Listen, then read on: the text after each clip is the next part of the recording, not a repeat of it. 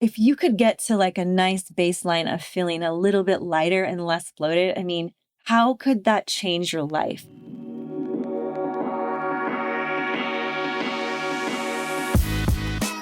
Welcome to the Health Hobby Podcast, the place for busy moms searching for simple solutions to weight loss, more energy, better nutrition, fitness, and healthy living time management. I'm your host, Amanda Ford. Stick with me and make health your hobby as I guide you through simple steps and skill-building exercises so you can finally hit those dreamy health and weight loss goals. Take it from me, it's time to kick all those fad diets and quick fix workouts to the curb. It's all about slowing down and finding your very own rhythm of healthy living. Because when you find your health, you find your joy. Let's dive in.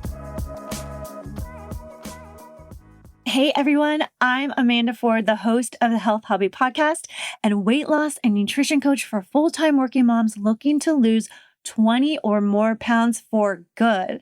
I'm here to help you finally toss yo-yo dieting to the curb and lock in a routine you can actually maintain, not with fads, not with trends, but with basic nutritional concepts, practices, simple home workouts, and daily walking.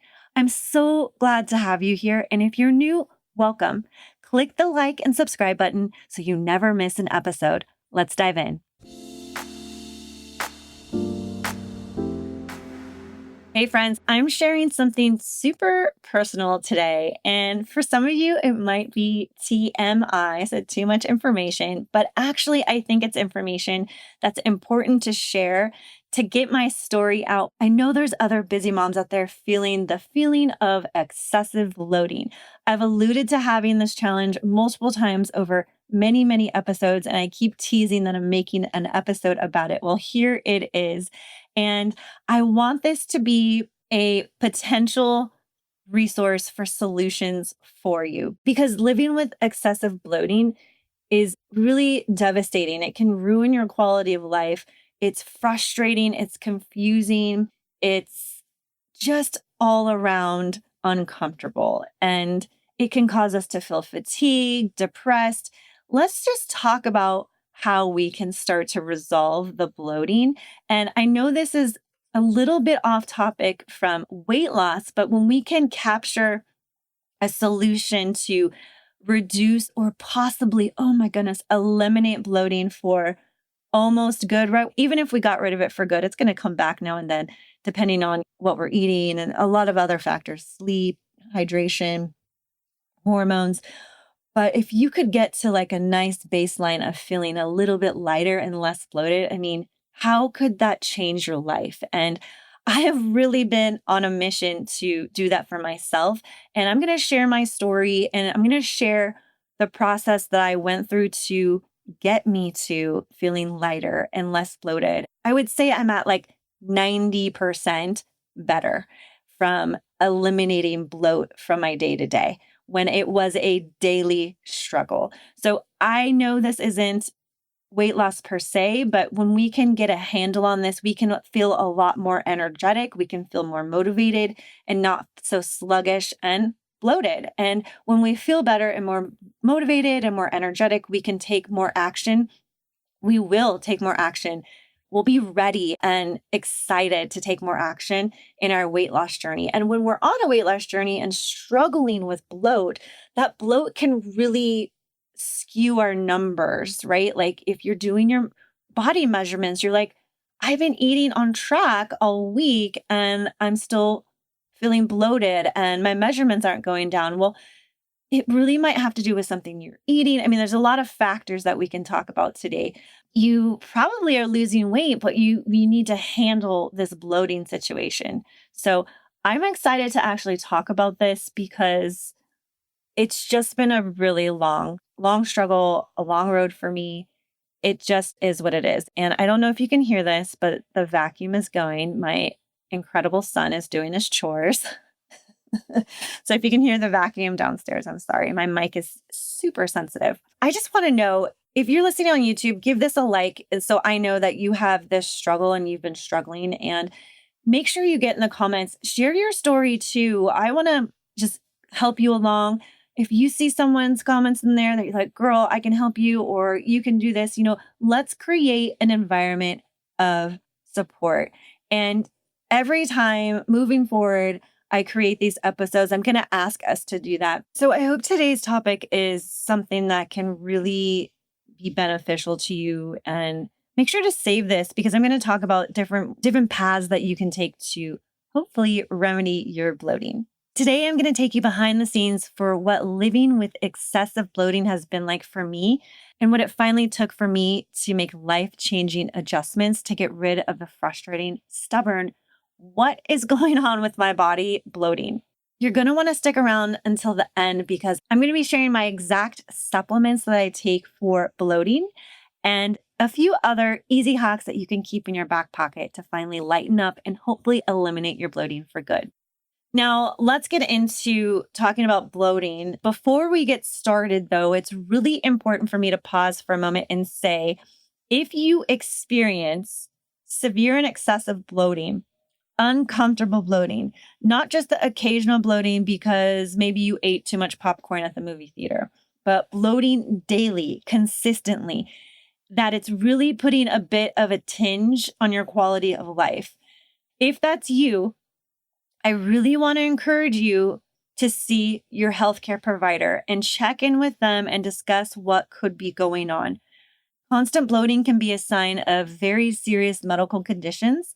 A lot of times it's not, but it can be. So it's important to work with a physician to help you strategically rule out any potential medical conditions that need legitimate physician support and potential medical intervention. I say that, one, to be a very responsible weight loss and nutrition coach, and two, because that's exactly what I did. So I have all these solutions to share with you guys, but I started with my doctor. You guys, I've had all the blood work, all the scans, ultrasounds. I've even had nuclear medicine studies. I've trialed multiple diets. I've even had allergy tests to find out what the heck was going on with me and why I was bloated all the time. And this has been going on for years. This isn't like a new thing. And as I was researching some additional information for this topic, I did learn, which I said in the intro, that this is a symptom of perimenopause, but I've had these symptoms since my early 20s and they have worsened, I would say, since I got older. So maybe that's the perimenopause popping up, but it's just been a long time coming. And when I was younger, I just really avoided a lot of salty foods, and that seemed to help. But as I got older, that just wasn't enough. The thing that was a little frustrating about going to the doctor, but I'm thanking God every day that this was the result. All my tests came back negative. All my scans, I didn't have any anatomical issues. I don't have celiac disease. I don't have any other allergies. I am sensitive to milk, but I'm not allergic to milk. I don't have any other, I don't have a peanut allergy. I don't have any other kind of weird abstract allergy that one might have that could cause bloating. I don't have inflammation in my intestinal lining. I don't everything came back negative. And I'm so grateful for that. So, what are you supposed to do though? If the medical community, the people that are super smart and study this stuff, can't give you an answer and therefore can't give you a solution to why you're having these symptoms, it's very, very frustrating. I do lean on my physicians a lot, though, you guys. I'm not calling them out saying they don't have the answers, but sometimes, they'll even tell you sometimes we just don't know.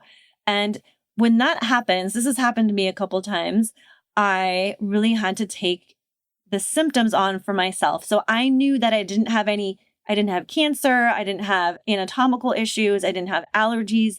I didn't have anything that was going to endanger my life that I needed medical intervention. And so I was like, okay, I'm going to have to research this and figure this out on my own.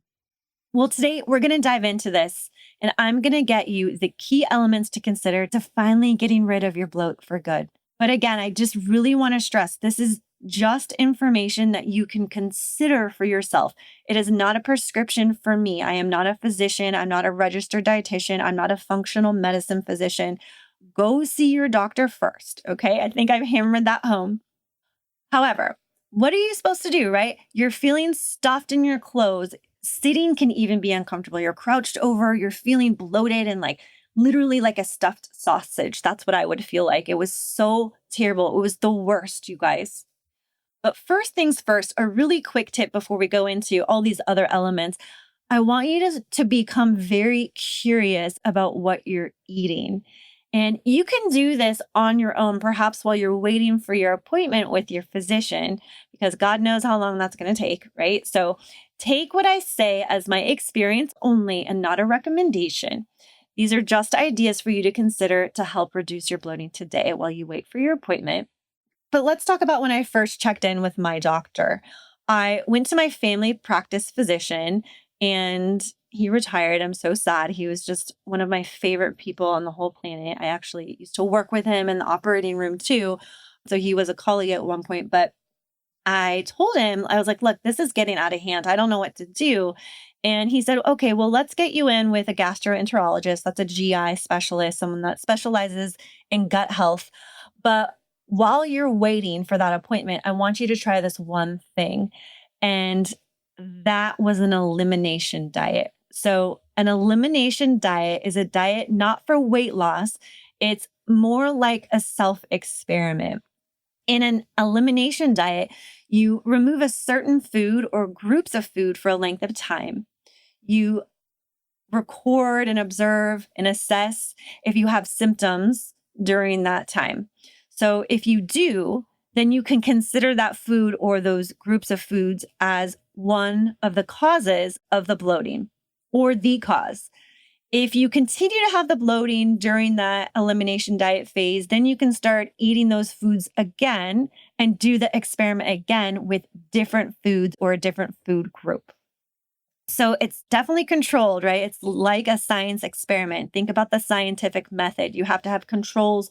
You can't say, I'm going to have milk one day and then have it the next day and say, oh, I'm still bloated. No, you have to go. It's definitely a time commitment, but it's definitely worth it though. So now this seems pretty tedious, like a nightmare, right? You're probably like, ugh, I don't want to do that. It is a little frustrating and overwhelming, I would say. But I have to say, if you're serious about getting rid of your bloat, you will do pretty much anything to make it go away. And that was me. So it's not that bad if you are just so sick of your bloating. I think you're ready to do an elimination diet. Again, checking with your doctor first. But I do think you could do some of these elimination diets safely on your own. However, again, I'm going to hammer it home, check with your doctor because I want to make sure you don't have anything else going on. There was one type of food that my family practice doctor said is highly inflammatory and causes bloating in many people. In fact, he's like, it's usually the number one thing that I hear about causes bloat. And he wanted me to try an elimination diet with this one food first. And I'm going to share that food with you later in the episode. So today I'm walking you through the 7 key things. Maybe I'll give a little bit more. Remember, I'm going to have that bonus at the end and we'll see how this goes.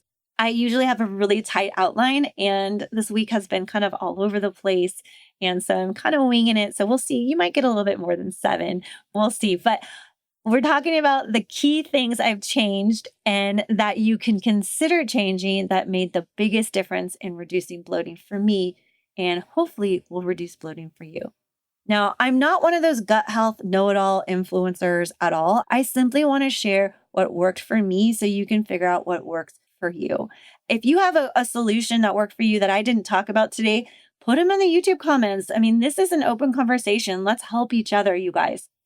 And I know I'm usually talking about weight loss, but if you can manage your bloating, you can drastically improve your energy and your weight loss motivation and results because you'll just feel better and be revitalized. Because you are stuck in the bloat hell right now, you just are just so lethargic and not feeling great. So let's change that.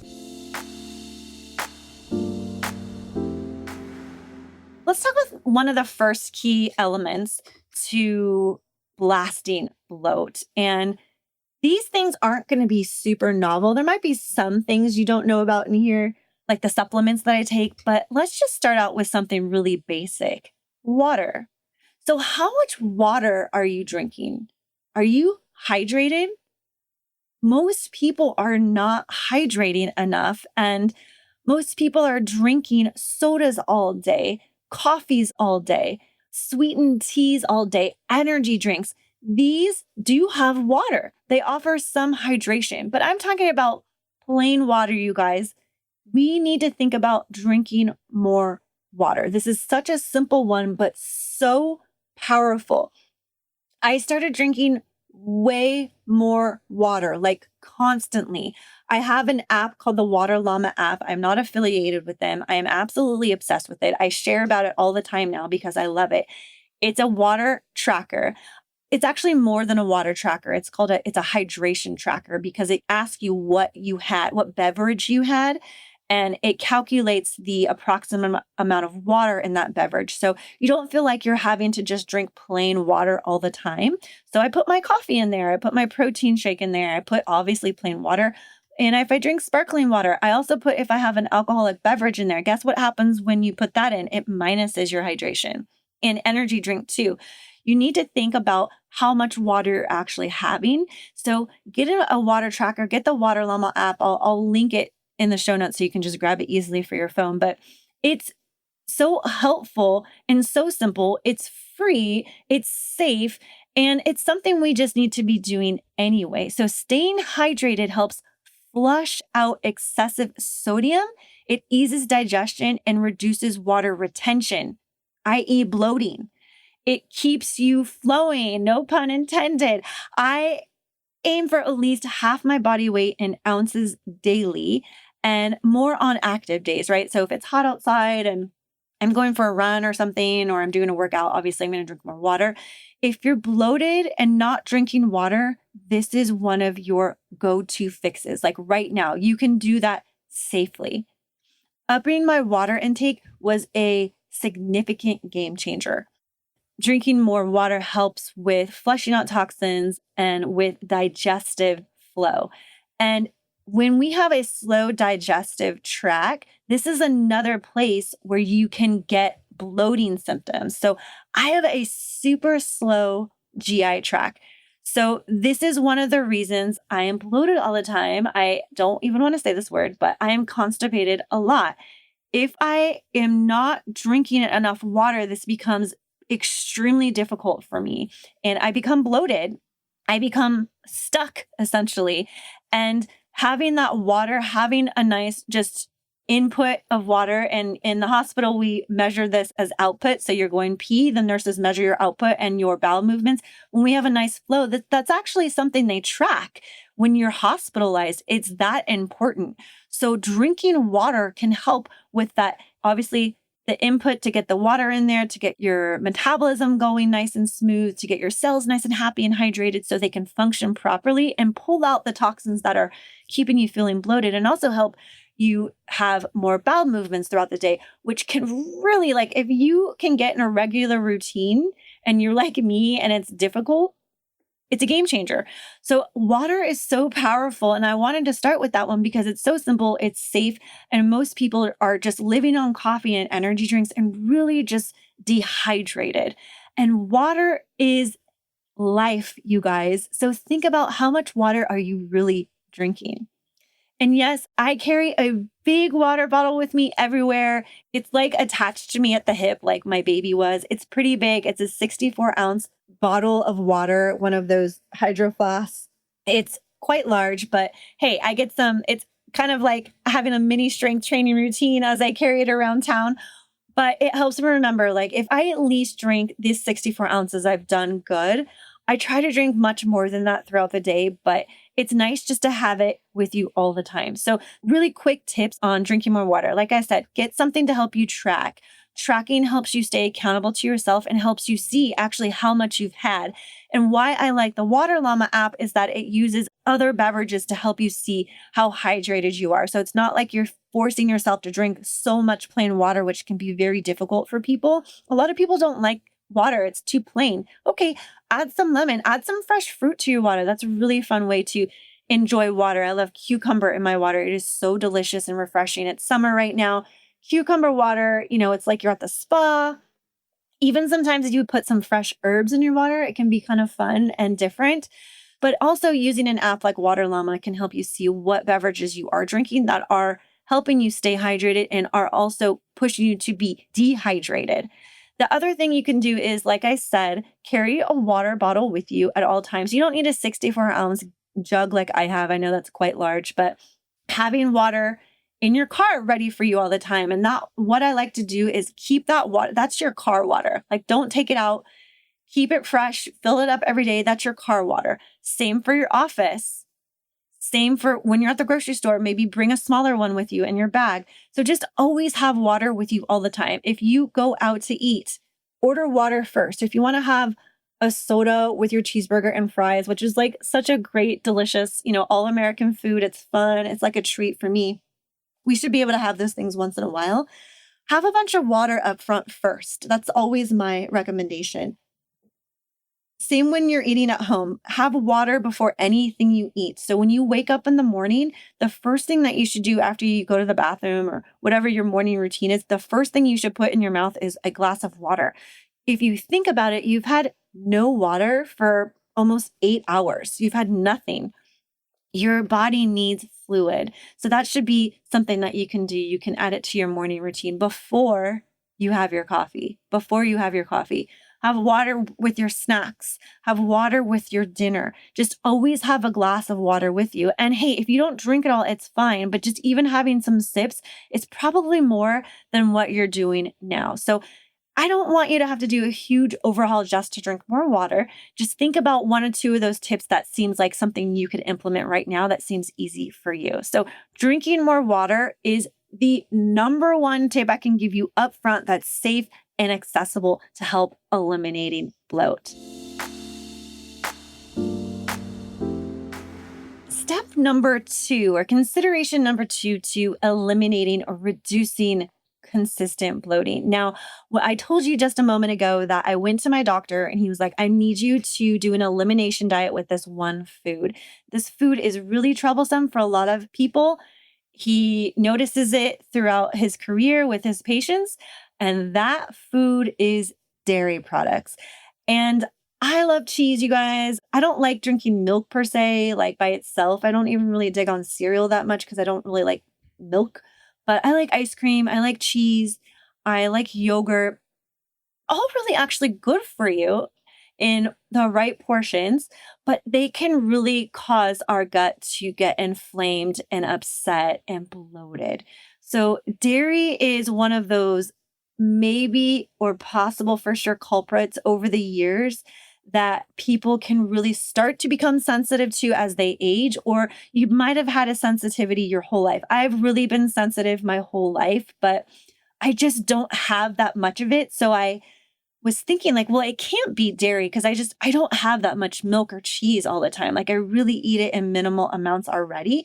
And I told him that and he said, yeah, I still think that this should be the first thing that you try, an elimination diet with no dairy. And I was a little devastated, you guys, because one of my favorite things to eat in the morning is my protein shake or yogurt with berries. So that's really where I get most of my dairy is in Greek yogurt.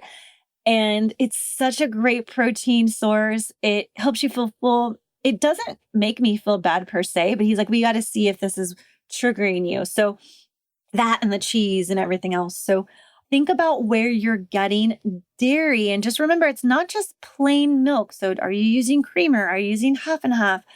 Are you going to Starbucks? And I don't even know what's in their creamer, but are you using regular milk in your coffee? A lot of times, many people are getting a big dose of dairy right up front in the morning with their coffee. So think about that. And if you like cheese on everything with your salads and stuff, maybe you ask for a light cheese or you eliminate cheese on your salads, just small areas where you can reduce dairy. But if you are having excessive bloating and it's really difficult for you, I want to encourage you with the help of your doctor, just check in with them first. Hey, ask them about doing an elimination diet with no dairy. And basically all you're doing is cutting out the dairy for, I would say do it for about 2 weeks. Keep notes, Are you still bloated? Are you seeing your symptoms reduce or subside or completely go away? That would be great, right? So, if you do, then I would say that you are sensitive or even possibly allergic to lactose. That's the sugar that's in dairy. You need to talk to your doctor about that. If you identify that the dairy was causing you to feel bloated, well, guess what? You have a solution. Just stop eating it or reduce it substantially in your diet, and you will feel so much better. Now, one of the first places I eliminated dairy is in my coffee. I like to have what I call special dessert coffee. I like my coffee really sweet. I like it light, so milk or half and half with sugar. It was one of the things that forever, when I started to clean up my eating many years ago, it was just one of those things that I was like, I'm not going to change this. This is like one of those things that I know that I can manage. I'm tracking my calories. I know how many calories I have in this coffee, and it's fine. I can still have it because we can do that, you guys. We can have foods that we enjoy that may or may not be, I'm doing air quotes, healthy, right? Putting sugar in your coffee, maybe copious amounts of milk. I really like half and half and sugar in my coffee. But you guys, just recently, not even that long ago, I started just drinking black coffee and my bloating just really subsided. Now, there was also sugar in my coffee. I'm going to talk about that later. I think that's on my list. But the dairy, I'm pretty sure. So I don't have my yogurt as much as I do anymore. I've really, really cut back on dairy. In fact, if I have any dairy, it's cheese and it's a hard cheese. It's like Parmesan. Sometimes I'll have yogurt, sometimes, but really that's it. And my bloating has really improved. And I still get bloated once in a while. We all will, but this was a game changer. How many times have I said that already? It's huge. And it was really, really helpful for me. Within days, I noticed, once I eliminated, when I did my coffee experiment, I noticed my stomach was, I'm not even kidding you, it was flatter and less reactive. So now I'm not 100% dairy free, like I said, but I do have it. I might have ice cream once in a while, but I make sure that I'm really aware of how much I'm having and how much I had throughout the day if I already had some. So if I started my day, maybe I had an omelet with some cheese, probably going to steer clear of having anything else with cheese or any other type of dairy product for the rest of the day. So you don't have to get rid of it forever if this is the culprit for you. But that was the first thing my doctor said. I want you to get rid of dairy for a couple weeks and see how you feel. Now, it helped, but it didn't help all the way. So I kept digging deeper and I ended up going to the gastroenterologist, and I'll talk about what I did there later. I'll talk about what he asked me to do, another elimination diet, which was much more complicated, by the way. But listen, how much dairy are you having? Maybe you need to be like me and be like 99% dairy free and still have an ice cream once in a while and be okay with it. And also think about like how much are you having, like your serving. So I used to get a double scoop of ice cream if we went to get ice cream. Okay, maybe I just get a one scoop. And not because I'm on a weight loss journey per se. Yes, that's one reason, but because I'm so sensitive to the lactose that I just didn't want to feel icky. So maybe you aren't dairy free, but you just start to consider your portions to be reduced to help reduce the inflammation and reactiveness to the lactose if that's something that's bothering you and causing you to feel bloated all the time. Okay, number 3 here for consideration. My notes say almost no gluten, about not be like 95% gluten free. So just like the dairy, I did another experiment because recently I did a full dairy elimination diet and it did help, but I was still kind of feeling icky with other foods. So I knew that the dairy had something to do with it. But then this one's really, really new to me. Within the last few months, I completely cut out gluten, and not because it's trendy or I thought it would be cool and it would help me lose weight, is because I'm really trying to get rid of this bloating, you guys. It's so uncomfortable. And I went to a specialist, I went to the gastroenterologist, and they always test for celiac disease when people are having these symptoms that I was presenting with. And thankfully, I am not allergic to gluten or wheat. So that's what is reactive in people that are allergic and have celiac disease. And celiac disease can cause a lot of other symptoms too. So I was really glad that I didn't have that. But I do react to it. And I know that because I did an experiment. I did an elimination diet. So it was almost 3 weeks. I had no gluten at all. I had absolutely no gluten. And I felt, you guys, a whole lot better. And since then, I'm about 95% gluten free and I feel great. I feel like clearer. I don't know if that like makes sense. I definitely feel lighter. I feel more clear headed.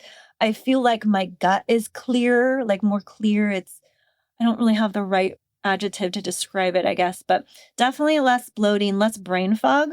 There's so many good alternatives now, too, if you feel giving up gluten is a major sacrifice, but it's totally worth it. And it was really helpful for me. So, some of the places that I do have gluten once in a while, like I have pizza once in a while, but I don't have as many slices as I used to.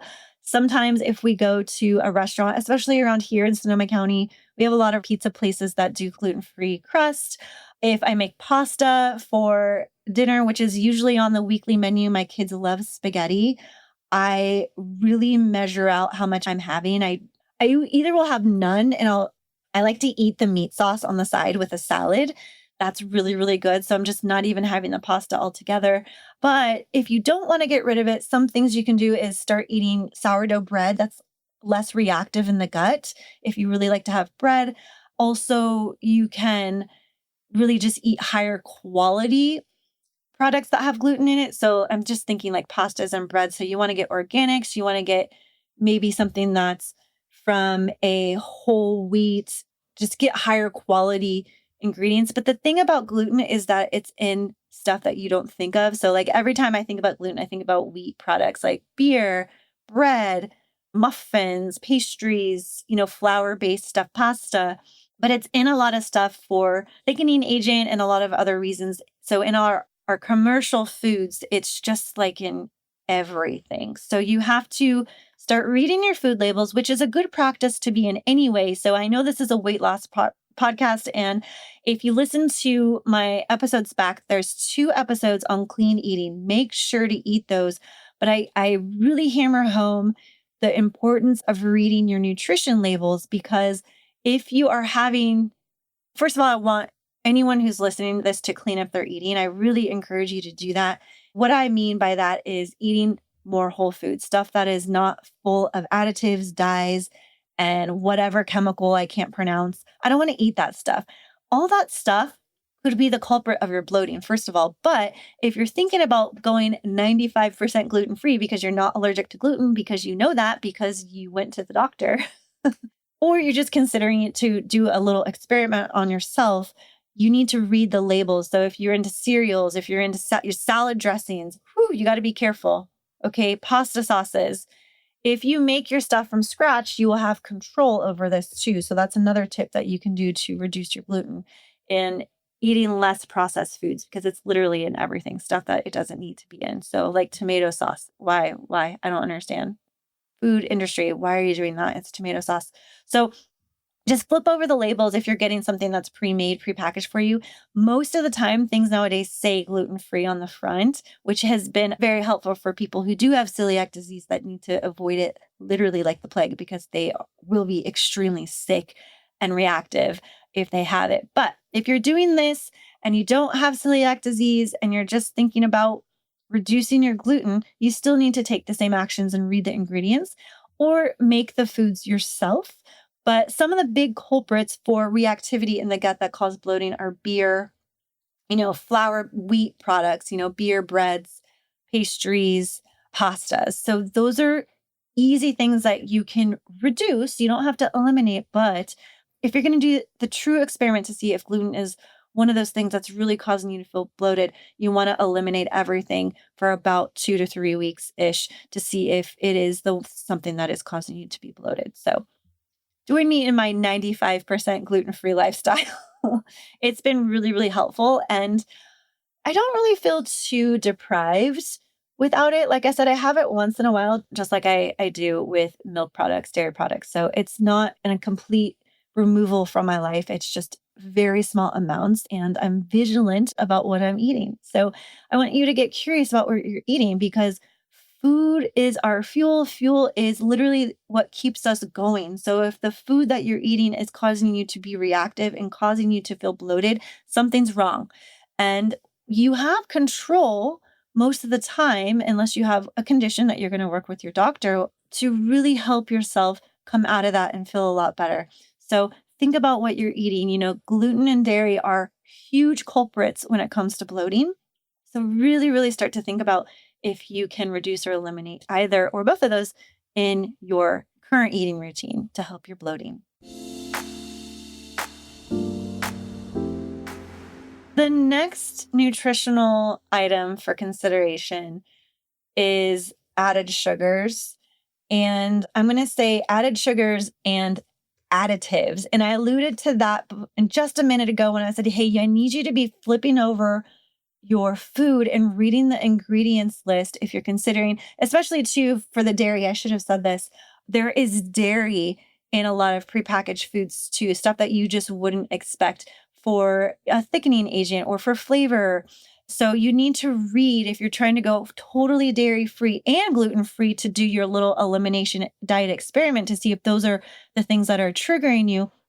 You need to see if either of those products are in any pre-prepared, commercially created foods. Again, the packaging is getting a lot easier. A lot of things do also say dairy free, nut free, gluten free.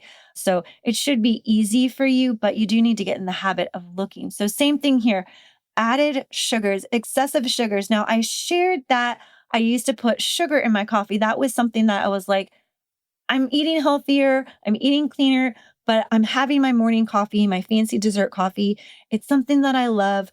And I'm tracking how much of the dairy and the sugar that I'm putting in it. I know exactly how much it is. I didn't want to give it up, and that's fine. But having sugar and added sugars in our processed foods can be a big culprit.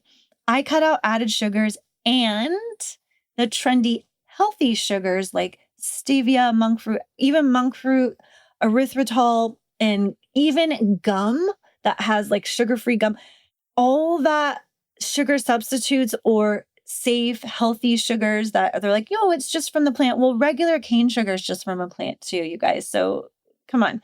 I had switched my coffee sugar from regular cane sugar to stevia, and my stomach just can't handle it. Instantly, I would just feel gurgling in my stomach, and I could almost feel it getting inflamed. It wasn't like burning, but I could feel it's not even a joke. I could just feel it. And I was in denial for a while about it. I was like, it's not the stevia. The stevia is healthy, blah, blah, blah.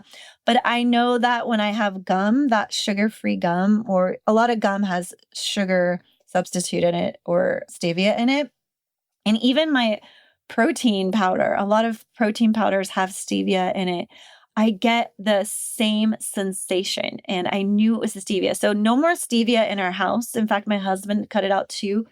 And all these other sugar substitutes. In fact, I even noticed that just using regular cane sugar, I'm less reactive to that. So, you don't know this stuff is causing you to react and feel bloated unless you do these little experiments. And it's kind of fun. I like to track stuff.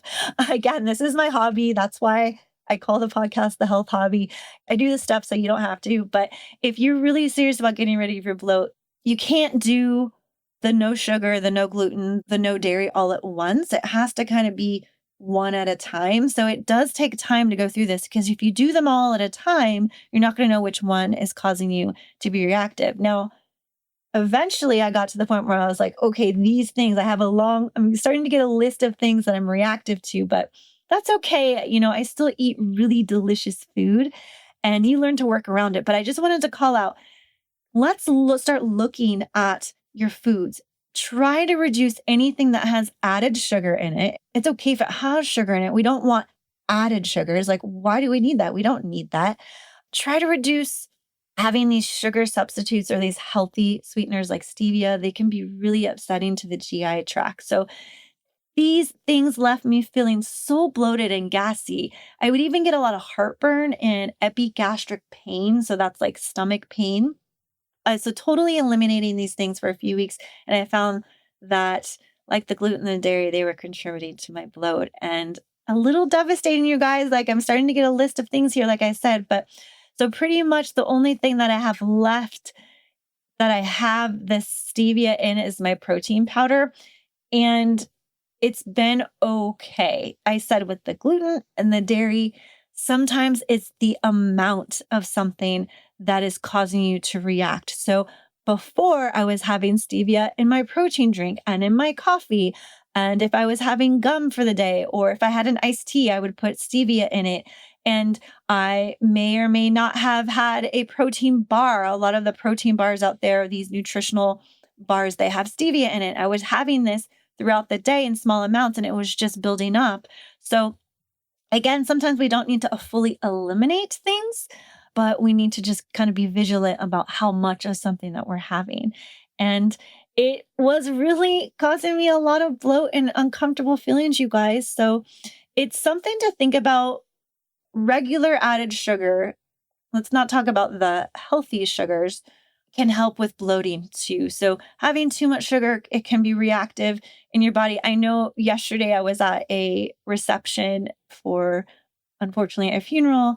I had some cake and I had all the desserts. They were so delicious, but it was quite a lot of sugar. And I noticed that my stomach was starting to feel like it did before when I was having a lot of stevia. It kind of starts to burn and feel tight.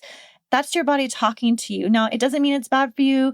I don't have cake and cookies all the time, but the amount was too much. And it's like if you are sick of feeling like this, you will not have as much as you had before. Like I said with the ice cream, it's like I still have it, but I have less. And it doesn't feel like you're depriving yourself. It feels like you're healing yourself and giving your gut a moment to pause and breathe and just feel like it can control what you're eating instead of having a full on tantrum, which causes you to feel gassy and bloated and constipated and puffy. And just sometimes, you're like, it can cause complete water retention where you are like 5, 6, 7 pounds heavier the next day. So just think about the amount of regular sugar you're having, how much added sugar is in your foods. You can know that by looking at the food labels. Even the healthy stuff, you could consider reducing or eliminating those in your life. So, the way to do that, you guys, is to try to work on cooking from scratch and eating just more whole foods. So, fruits and veggies straight out of the produce section, creating if you like spaghetti sauces or salad dressings, things like that, making that stuff on your own. I know this is a podcast for busy moms. You don't have to do every single one of these things, but maybe picking one or two things that you make from scratch can be a game changer in your weight loss journey and also helping you to get rid of bloating. I do have to say, though, before I go on to the next topic, that cutting out the artificial or alternative or healthy sweeteners has been one of the most effective shifts that I've made to reduce my bloating. So it's a really hard one because it's in so much stuff, kind of like the gluten, but it is a huge trigger for bloating and GI upset.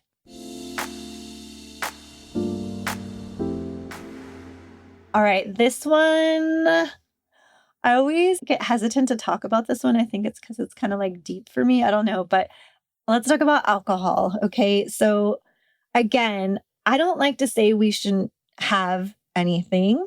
So, my notes say no alcohol like 99% of the time. So I'm not ready to give it up that much, but I have drastically reduced my alcohol intake, like drastically. We won't talk about like what was going on in my 20s. That was clearly like poor choices, binge drinking, bad, bad, bad for my body. Now that I'm much older, I could never even imagine drinking that much. And I also don't want to wreck my liver and my body, and I want to have energy. But as far as bloating goes, alcohol really fires up my gut. So mostly beer too, but really it can be any alcohol. So This one might sting a little bit because I know that people like to enjoy their cocktails, and you might not be binge drinking or drinking like you were in college. But even just one or two drinks for me can lead me to feel really uncomfortable for multiple days. Now, if that is you, I want you to take this one super seriously. So, I know it might sting to think about, like, I want to have my glass of wine every night. I really enjoy that. I think you should enjoy that. But if you're having constant bloating and you just can't figure out what's going on, again, we have to be vigilant and honest about what we're putting into our body and just thinking about, hey, is it this thing that's causing me to feel like that? Causing you to feel like crap all the time. I don't want you to feel like that. I want you to feel good. So I always kind of laugh too because I live in the wine country and we're also like, we were for a long time, not only the wine country, but in California, but we're also now like the craft beer capital of the world. Well, at least we were for a long time. And like people come here from all over the world, not only to drink wine, but to drink spirits and to drink our craft beers. And so alcohol is a really big part of our culture. Just in my town, I mean, our cities and our towns were built around this industry. So I always get kind of sensitive about this, not because I want to go party and rage, just because it's a part of our life and a part of our lifestyle. And of course, it's a part of most people's lifestyle. And there was a point in human history where all you could really drink was alcohol because it was how you got clean water. But I think we're beyond that, right? So I used to drink a glass of wine here and there, and it didn't matter. For a few years, I did that. But eventually, my digestion, my skin, my sleep, everything was really starting to get affected. Like after I had the alcohol the next day, I would be like breaking out. My face would be puffy. Like I said, my gut was just a wreck and I was bloated for multiple days. Alcohol wrecks your sleep, you guys, like completely wrecks your sleep. So, not only do we consider alcohol something that can cause bloating, when we have poor sleep, our hormones get out of whack, and then our hormones can cause being out of whack and cause us to feel bloated. It's a terrible spiral to be in. And so it's just like one of those things like it's so toxic that why have it? So, 99% of the time, let's consider being alcohol free or just cutting it out altogether. I can tell you, I feel a whole lot better when I don't have alcohol. And I'm not going to lie, it's hard when you're at a party and everyone's having a cocktail and beers, or we go out to have dinner and there's the wine list. I want to have something delicious with my dinner. And most times I do, but just lately, every time I'm like, why? Why did you do that? So I think I'm gonna, you just have to be honest with yourself. And that goes for all of the other things that I've already talked about: the dairy, the gluten, the sugars, the healthy sugars. And now I'm talking about the alcohol. So we have to do those little experiments to see what is it that's causing us to feel icky. And sometimes it's alcohol, you guys. I alluded to just a moment ago our hormones. And one of the ways that you can know if your hormones are out of whack is, your sleep, how your skin's behaving, bloating. And it's one of those things you need to get with your doctor about it. I don't have enough knowledge base at this time to really talk too much about hormonal imbalance, but I do think that's if you are curious about that, I have a book that I like by an OBGYN that I'll link in the show notes that you can read. It's specifically for women. It's called The Hormone Cure. It's written by an MD. So I'm not going to even try to explain everything in that book, but it goes through all of our hormones and how you can potentially correct or get them into some sort of balance. And she always starts out, what I love about this book is that her first recommendation for any potential hormonal imbalance is to start with lifestyle changes that include cleaner nutrition and daily exercise. And I was so ecstatic over the moon when I got this book. I was like, oh, she's going to tell me to go to the doctor and get hormone test and to be on hormone replacement therapy and yada, yada, yada. No, she starts out, she's like, those are last resort options. But if you are there, you're like, I really feel truly, honestly, like I've done those things, please go see your doctor because hormone imbalance can be a cause of consistent bloating. And To really know where your hormones are at, you need to get tests that your physician can order for you. So that's just my little another plug to see your doctor.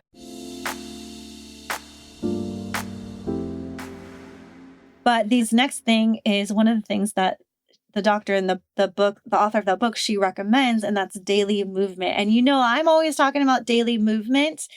And that's one of those lifestyle things that can be so simple, kind of like the water.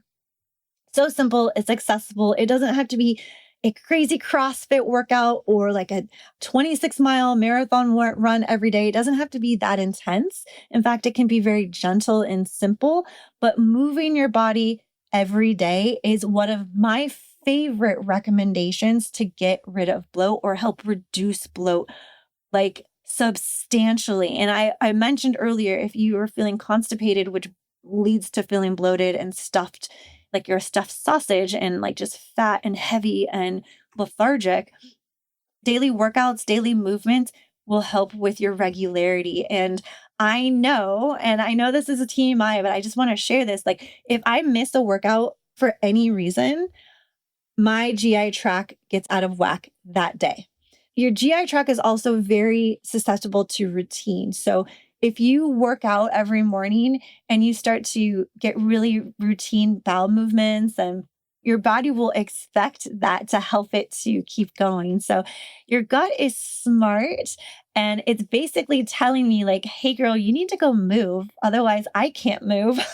So listen to your body. But hey, let's talk about daily movement for reducing or possibly, hopefully, for you, eliminating your bloat.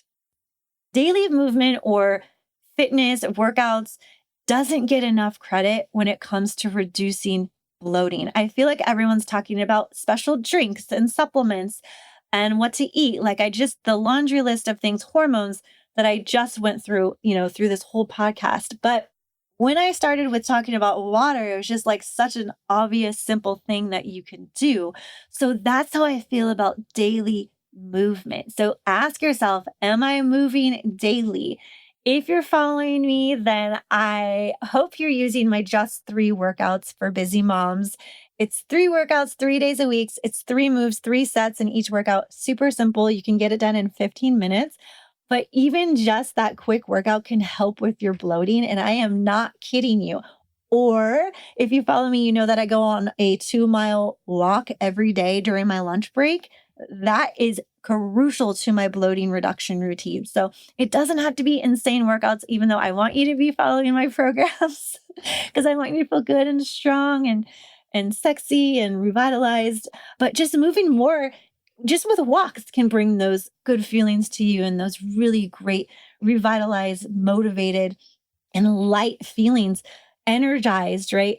Can help with your bloating. So, not every day has to be an insane workout, but I do make a point to move intentionally every day, like I've shared multiple times over and over again. If you want to get my just three workouts, it's the link right below in the show notes. I do a new one every quarter, and I do have videos to show you how to do the moves over on YouTube. If you're not watching on YouTube right now, make sure you go over on YouTube and subscribe so you can see the videos as well. All of it's free for you, but walking, even stretching, even just dancing around in the kitchen every once in a while helps things flow and supports digestion. Now, I'm a full-time working mom, so I spend a lot of my time at a desk sitting.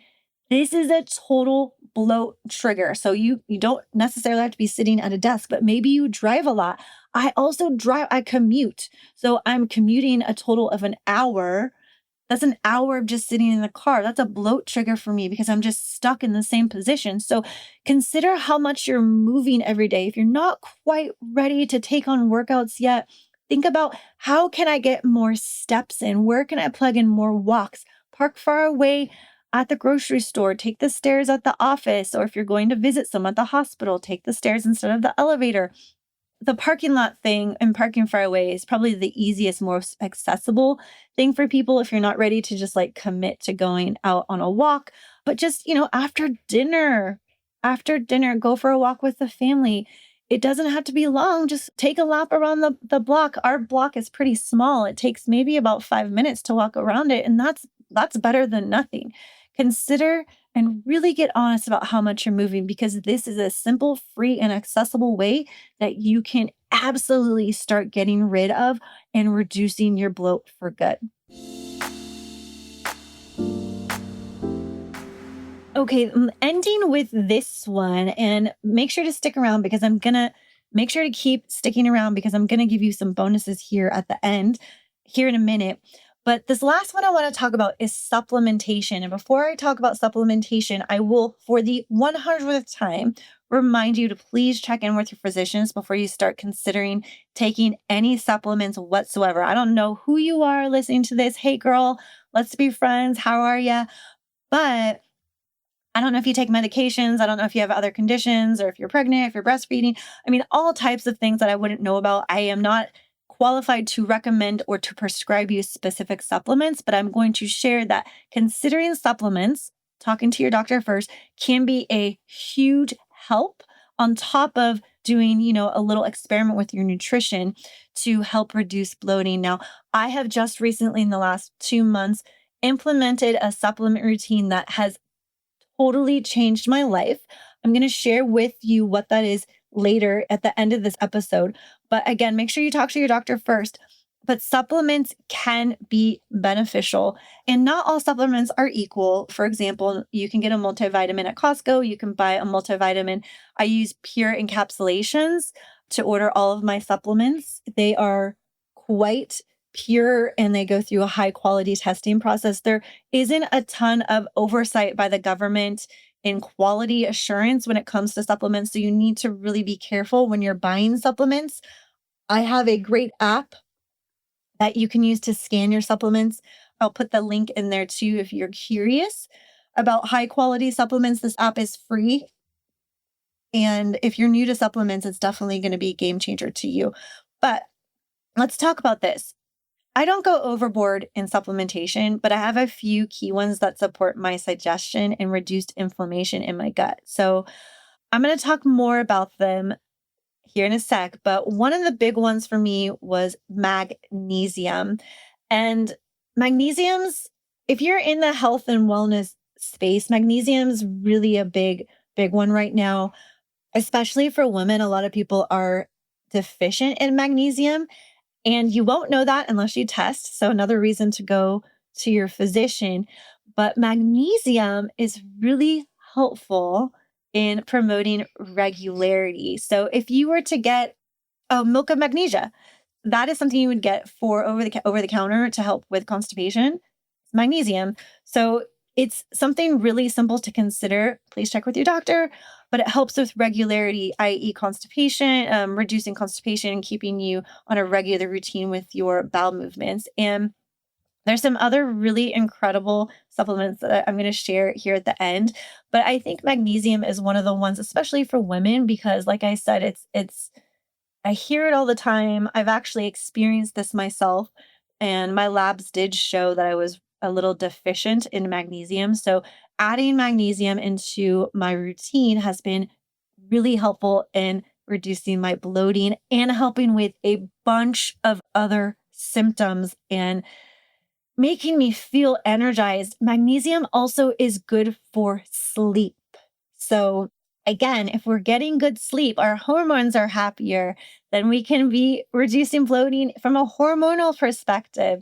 And we have magnesium helping us with our regularity. So, I encourage you to learn more about magnesium and how it can help support you living a more well life and just feeling those wellness vibes.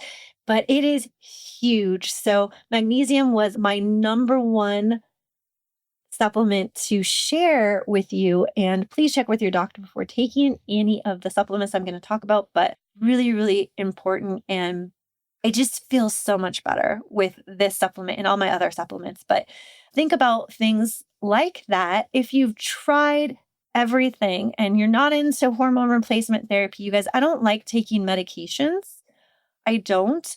I'm definitely not going to take hormones. I was super adverse to birth control. I took it for a long time. It used to make me so sick. And so now I'm at this age where there's a lot of talk about hormone replacement therapy and balancing hormones. And I'm just like, no way. I'm going to do this through lifestyle changes in supplements if I have to, my nutrition.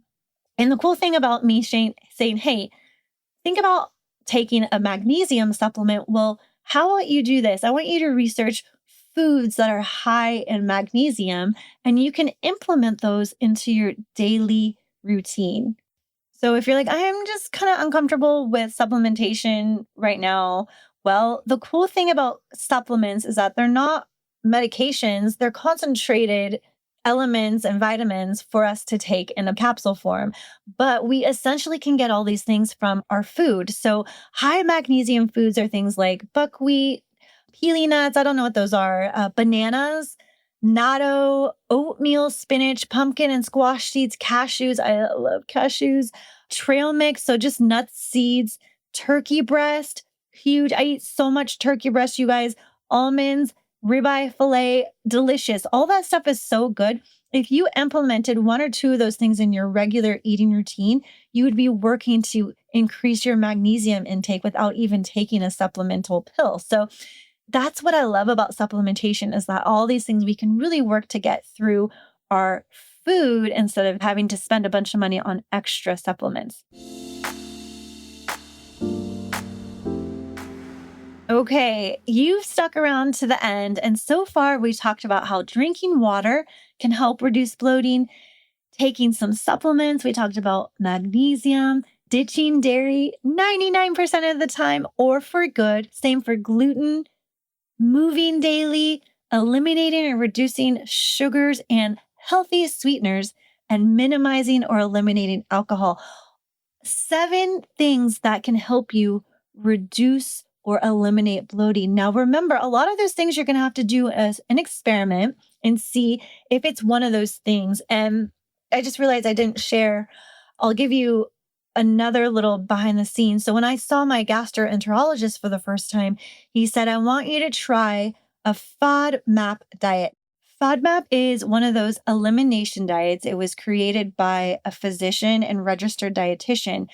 And it's pretty complicated only because of all the things that you can't have, but it's eliminating all the really big food triggers that can cause GI upset in a lot of people. And it's super helpful for people if you want to get there's huge communities of FODMAP people out there. And one of the things that I learned from FODMAP is yes, sometimes you need to fully eliminate something. So one of the things on the no FODMAP food, and I'll tell you what FODMAP stands for in a second. It's a mouthful to say, but is garlic. And I was like, oh my gosh, I have to eliminate garlic. I was so devastated. But what I learned as I continued through this diet and tried was like sometimes it's not having that particular food and removing it, it's the amount of that food. And that's a really big component if you're living a FODMAP lifestyle, eating in that nutrition style, because they really focus on either you really can't have it because it's a 100% trigger, or you can, but it's like a FODMAP approved portion size of said food. So it's a little complicated and advanced, but it could be helpful for you. So FODMAP stands for this. Okay, get ready for it. FODMAP stands for fermentable oligosaccharides, disaccharides, monosaccharides, and polys. So these are compounds in foods, they're sugars. These particular foods that are on the FODMAP diet, do's and don'ts, trigger GI symptoms. So a lot of people with irritable bowel syndrome are eating a FODMAP diet, and my symptoms were mostly bloating, but bloating symptoms can be drastically reduced if you eat FODMAP. I didn't want to get too much into FODMAP. Maybe I'll make another episode on it. I don't feel like I can speak to it enough just right now, but I have done this routine, so maybe I will. But that was a recommendation from my gastroenterologist. But listen, again, it was similar to what I have already recommended, and it's an elimination diet. There are do not eats on this list, the FODMAP list, and do eats. So the goal was to identify foods that are triggering your symptoms and to identify foods that make you feel good, lighter, and give you low to no symptoms. The same thing goes for dairy, gluten, alcohol, increased sugar intake, healthy sugars that we talked about, those sugar substitutes or those artificial sugars. So think about what you could be eating right now that could be triggering your bloat so you can start working to feeling better soon. Here's your blast, your bloat bonus. I'm going to give you my exact supplements that I've been taking for the last several months that have really helped me eliminate and reduce my bloating. So I already shared how effective the magnesium has been for me, not only for my sleep, but for my bloating because it helps with regularity. So if we can get our bowels on a regular routine, magnesium is one of those supplements, those elements that can really get us there. I take magnesium in three ways actually. It's in my multivitamin. And I also take an additional magnesium supplement on top of that. Third, I eat a lot of magnesium rich foods. So I'm getting magnesium from three directions. It's a heavy hitter and it works really, really well for me. The next thing that I do is I have a daily probiotic and digestive enzyme. This is one pill. I'm using the Whole Foods 365 brand right now, and I have it at every meal. So at breakfast, lunch, and dinner, I take this enzyme. And digestive enzymes and the probiotics feed the healthy bacteria in your gut, which helps with bloating and efficiency and digestion and cellular, you know, movement and things like that. But the digestive enzymes are something that people don't really talk about much. Everyone's always talking about prebiotics, probiotics. The enzymes help literally digest. Enzymes are catalysts, they make things happen. And it's almost having like a little supercharger digestive help in my gut when I eat my food. So I feel a lot less gassy after I eat. I feel a lot less bloated after I eat. And it's been really, I think that's one of the things that's been like the most helpful is having those digestive enzymes.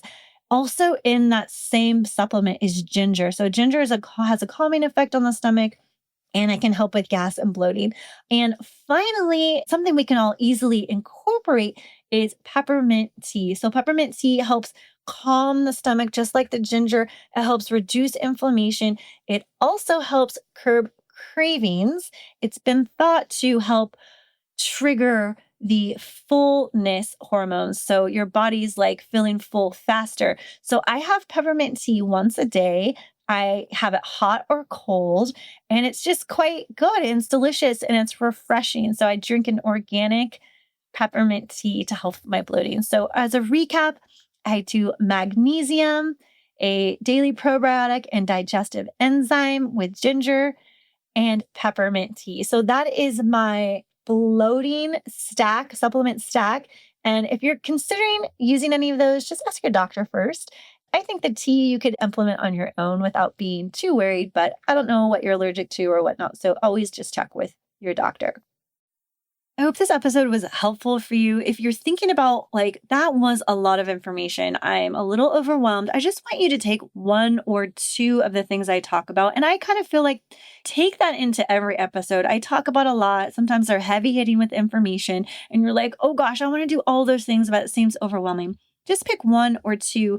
And I want to encourage you to go back and also to help with your bloating and reduce bloating. I have two episodes called Clean Eating Styles Demystified. It's episode 22 and episode 23. If you're watching on YouTube, they're showing here. Make sure that you click and go back and listen to those episodes, because if you want to just forget about everything that I talked about today, cleaning up your nutrition and one or a couple of the ways that I share in those episodes can completely help with bloating.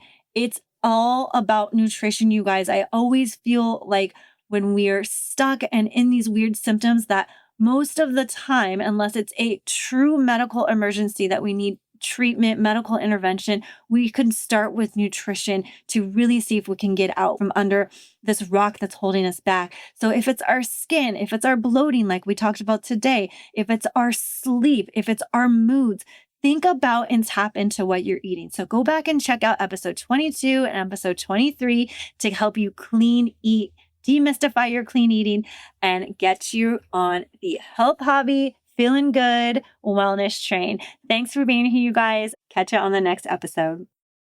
Thank you for joining me for today's episode. My goal, as always, is to help you find inspiration and excitement around healthy living and to spark curiosity and ultimately action to learn more about how you can feel and look your best without feeling overwhelmed as a busy mom. If this show resonates with you, I'd love to ask for your help in supporting the podcast so I can continue creating helpful episodes and offering free downloadable resources to as many busy moms as possible. Here are a few totally free ways you can help support the podcast. First, you can subscribe to the Health Hobby podcast on YouTube, Apple, or Spotify. And on Apple and Spotify, you can also leave a 5-star review. Subscribing and leaving reviews really do make a difference, so thank you in advance. Another great and free way to help support the show is to share this episode, either on your social media or directly with a friend who might enjoy today's topic. As a reminder, if you have any content questions or suggestions, feel free to leave them in the YouTube comments. And if you're looking for free resources I often mention in episodes, I keep them all in one handy place. Just click the free resources vault link in the show notes of any episode to access everything. You can connect with me directly on Facebook, Instagram, YouTube, and Pinterest. The handle for all of them is at the Health Hobby Podcast. And last but not least, I have an epic community newsletter. It's a great way to go deeper on podcast topics and connect with me more personally. I share parts of my own healthy living and weight loss journey that only my email subs get access to. It's a fun, encouraging space where we build real conversation and community among busy moms working toward better health and weight loss together. To join the newsletter, again, it's totally free. Just scroll down to the show notes, click newsletter, and enter your email address. I'd be so excited to have you join me and the hundreds of other moms in our tight-knit, healthy living community. Thanks for being here. Until next time.